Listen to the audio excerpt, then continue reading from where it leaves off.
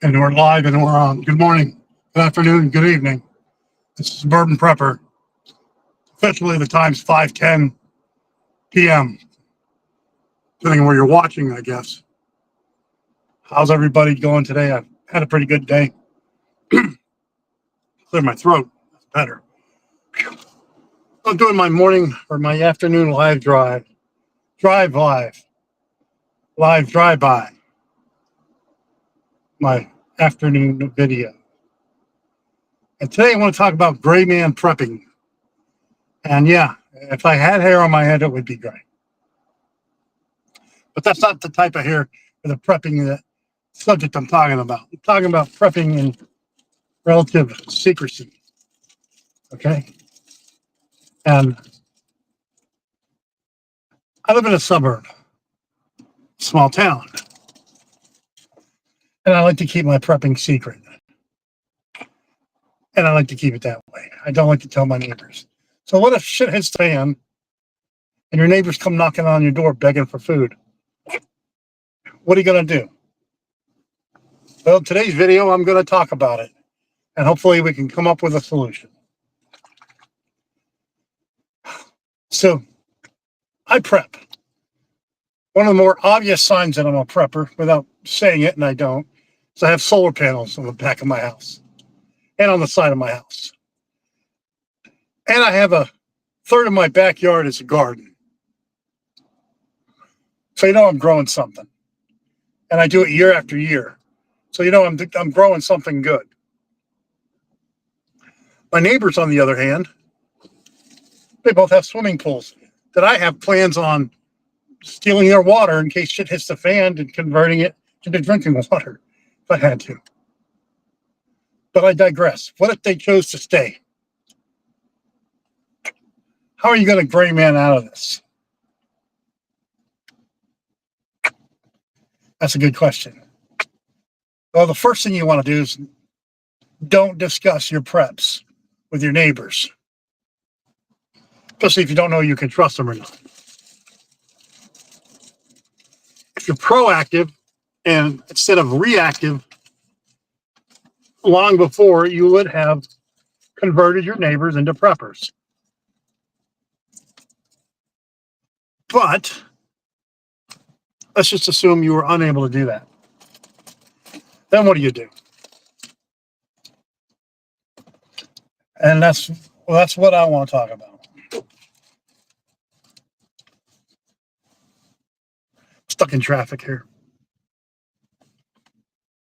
Secrecy. You cannot tell your neighbors about your preps. You have to know who you can trust and not trust. OPSEC.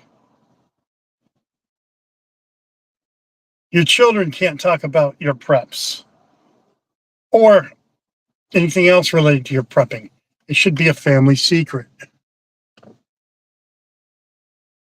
Now, what if shit hits the fan and your neighbor comes knocking on the door saying, if my child starves, it's going to be your fault?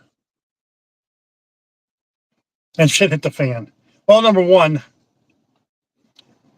if shit hit the fan and you're bugging in there, you should be armed. And you should politely tell your neighbor, listen, I can't help you. Don't know what to tell you. You should have prepared ahead of time. Sounds like a you problem instead of a me problem. Is that the right answer?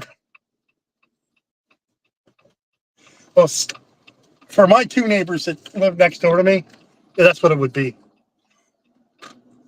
One focuses on buying stupid cars like the clown car that he owns. And the other focuses on half projects that get done of little consequence. Neither of them have a garden, but they both have those cheap swimming pools you can buy online. Being a gray man in the suburbs is pretty easy. You just don't talk about it. And me being a disgruntled combat veteran that's really not liked anyway, apparently, it's easy for me not to talk about it because I don't have any friends in the town that I live in. Don't have anybody I can relate to. So, no. What can you do if shit hit the fan and your neighbor's begging for food? You go tell them to go to hell. That's all you can do. You're not going to give up your food so they can come in and hoard your food and take your food and get rid of you and take it. The smart approach would be to discuss with your neighbors before shit hits the fan that, hey, I got a garden here. Have you ever thought about gardening? Or, hey, without you divulging the fact that you've got a arsenal at the ready just in case. Now, here's the truth of it. My neighbors aren't going to watch this video. It's completely ignorant to them. So I'm not worried about that. And the reality of it is, they would probably leave and go somewhere else. I'm assuming. I don't know that I would do that.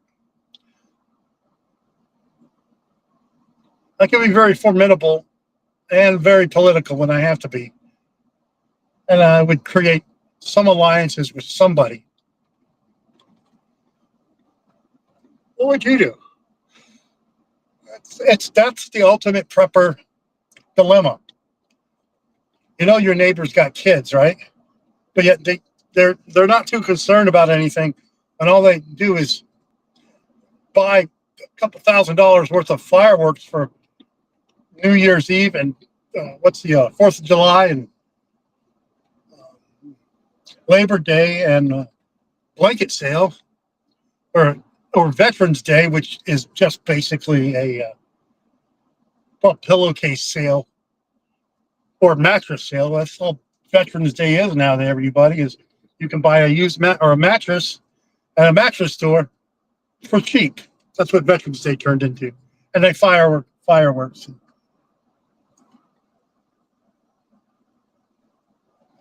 I really don't like my neighbors.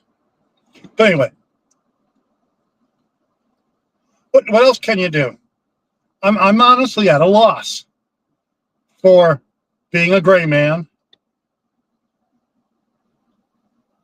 If they're too lazy to even prepare food for themselves, they're going to be too lazy to know where to outreach for food other than beg you for it.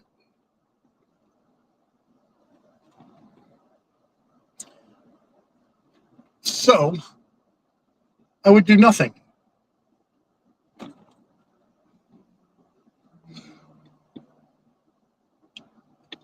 My neighbors, the one wouldn't pay any attention anyway. I couldn't form alliances with them. If I offered my solar through an extension cord, that might be one way to do it. If there was no electricity and I'm the only supplier, say, hey, you want some electricity? Start planting a garden, tilling your soil, and then we can talk. So sometimes it's good to leave breadcrumbs. Other times it's good to stockpile. Let's just leave it at that. Let's just keep that on the table. And yeah, if shit hit the fan, you're going to have a sling and your weapon at the ready, just to let your neighbors know that, I'm final in my decision without having to say it, without having to do anything. This is Suburban Prepper. It's 5:20 in the afternoon. I'm going to have a sip.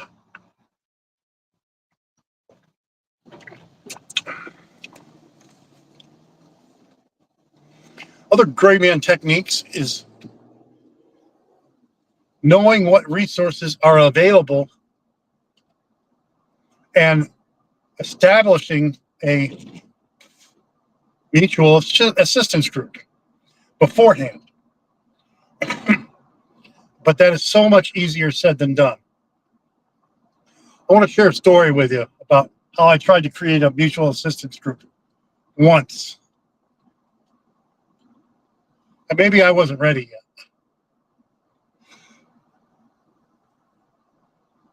So I went on the Facebook page on my town that I live in. Okay, I said, anybody interested in prepping? Send me a message, and we can have a meeting and talk. About 5 people showed up.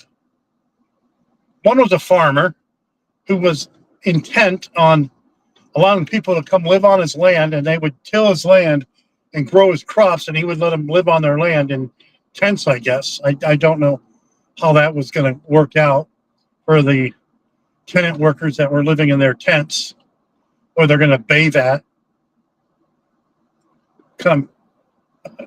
I didn't get it. One was a wife and a husband, and they were pretty serious to the point where they would read an article online and download it and copy it into their hard drive on a piece of paper about stuff.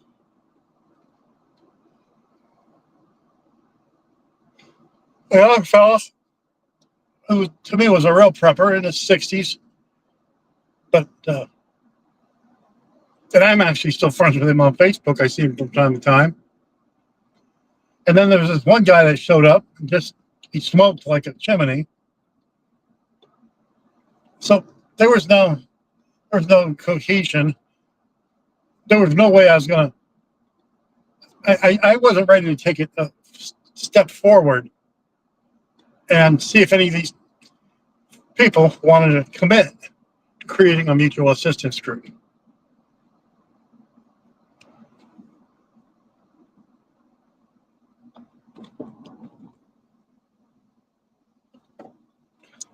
And truth be told, maybe I wasn't the one that was ready to lead that group.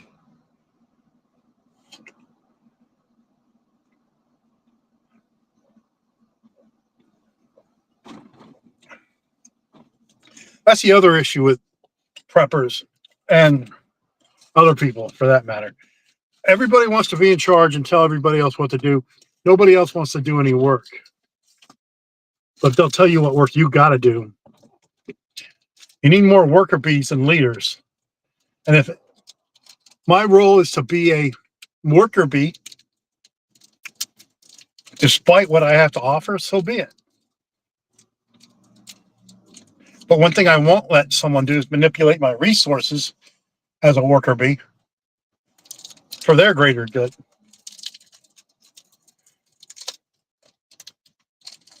The bottom line is this. The trick is this. Really need to start focusing on creating a mutual assistance group in the town that you live in. That's why I'd say have a CB radio as your means of primary communication, because the town that I live in, you can pretty much reach everybody on CB radio because it's a small town. And the circumference diameter of the radio waves that you can go out, that's how far you should want to create a mutual assistance group. Because if there's no vehicles, you're going to ride your e-bike or walk to where you're going to be prepping at, right? And communicating. So distance means something. You don't want your prepper group. You don't want to have people. I live in Northwest Indiana.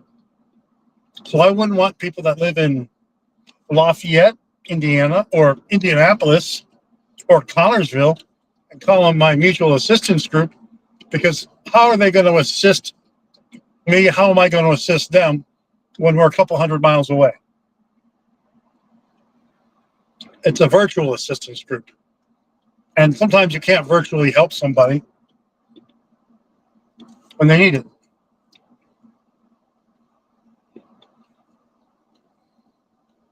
So I believe that mutual assistance groups should be local.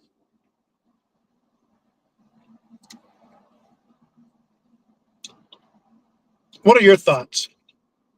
Leave a comment if you're on YouTube on this video about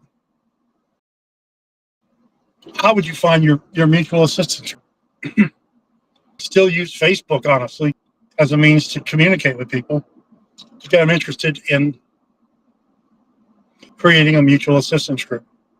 And you don't want to call it a militia or a Minuteman or anything tactical to imply that you're anything other than a bunch of folks that just want to survive. Okay?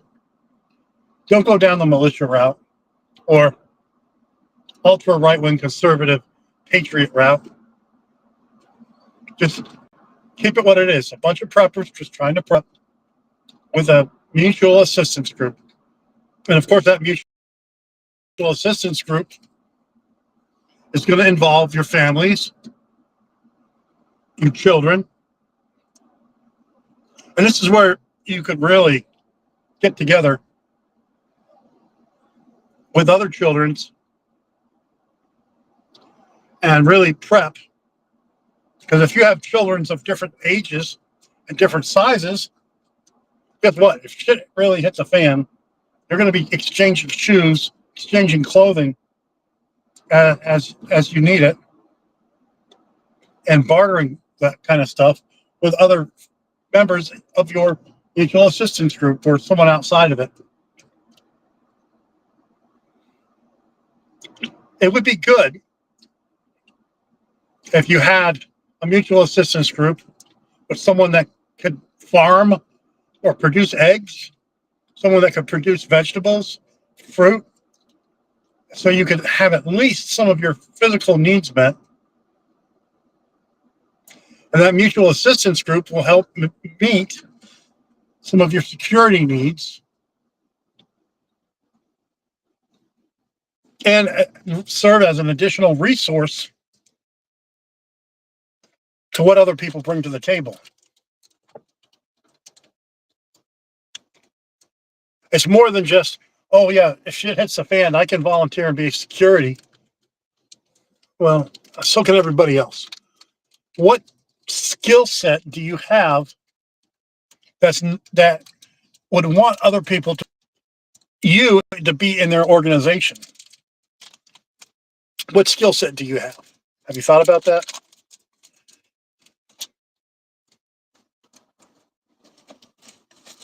So it goes back to jobs, hobbies, interests in relationship to surviving. Off the bat, an electrician, the kind that fixes stuff and builds stuff, would be very beneficial. An advanced medical provider that can do more than what an EMT does would be highly beneficial, more than an EMT or an LPN or a medical assistant. We're talking an experienced RN, nurse practitioner, PA, physician, DO, chiropractor for that matter, surgeon, to provide you some more advanced, or paramedic, medical care. I'm not trying to bash on LPNs, okay? But I sort of just did. Anybody can put a field dressing on. How do you take it off and evaluate the wound and close it if you can? That's the thing. We got this place here in town called it's a barbecue restaurant, and I like to go there about every 3 months. And I think I'm getting ready to want to go there again, just to get a taste of their food. And then I get the taste of it, and I wait about 3 more months. I go about 4 times a year. One time, anyway, they would not be beneficial in my mutual assistance group because they're in their own world. But that's who you want to look for. Obviously, farmers, gardeners, those are the people you want to talk to, the people you want to attract. Let's face it, if you have no survival skills or background, or you're, look at this idiot. I don't know if that's legal or not, but that motorcycle is pretty fucking cool. The back tire is really big. Let it go. I never saw a motorcycle like that. It looks like the speeders from Star Wars, where the stormtroopers were flying on that planet with the little cute little monkey guys. I love how these people. I'm in traffic right now, trying to get home, and I love how these people think that they can just cut your ass right off and not even look at you, bat an eye.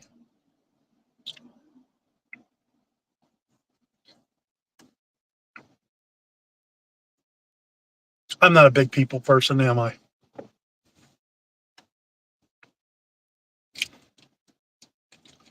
That's my problem, is that I'm not a people person. Well, you wouldn't go looking for somebody that's a prepper in a liquor store, okay? But you got to be involved in the community to even get started. That's the problem. You want to know what my problem is? My weakness is nobody in this community really cares. They're mostly Illinois people that moved over to Indiana, yet they still vote for the same people in Illinois, basically that moved to Indiana. And they're so rude to other people. Definitely not Hoosier values. So I'm stuck in traffic, and people are not even letting people in to turn into another lane. What's in it for me? What's in it for me? What's in it for me? So I'm going to be behind this light probably 3 more rotations based on the location of where I'm at and where I want to go, because it's already starting to turn red. So we can talk some more. The time's 5:32. This is Suburban Prepper. So that's my take on being a gray man. You don't just wear gray clothes, don't dress tactically, but keep your mouth shut. Be cordial. Slowly try to build allies. Now, I'm going to let these people in if they're going to pay attention. I guess not. So why did she even bother anyway? I was going to let the lady in, but she's cutting everybody off by going into the Walgreens and going to cut out again. Not my problem.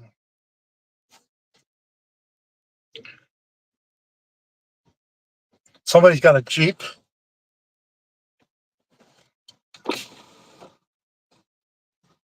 And I don't know what kind of music they're playing, but they took the doors off their Jeep, thinking they're cool. I don't know. I like having doors on mine. It blocks the noise of that crap music that they're playing. All I can hear is the beat, beat, beat of it. I don't believe I'm that old man now. I'm the old guy complaining about music. But anyway, let me digress. We're talking about gray man prepping. How not to stand out in a crowd. For me, that's easy. I don't go into the crowd to begin with.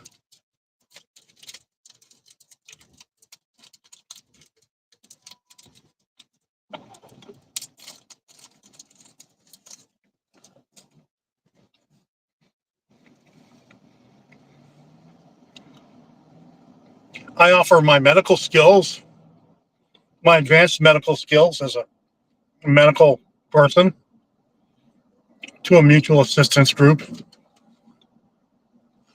And I offered my advanced survival skills and my tactical knowledge to a mutual assistance group. But here's the thing, folks. I wouldn't want to be the leader. I don't have that much of an ego. And if it was a mutual assistance group that I created, I would want it to get off the ground and do well. And guess what?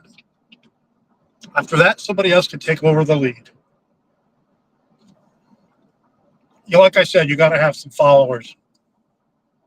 I've always been behind enemy lines, behind the scenes kind of guy. And that's where I should be. Now, obviously, I have a YouTube channel and I'm making prepping videos. One, I like making videos. Two, I like talking bullshit. And I like talking. And prepping is something that I do.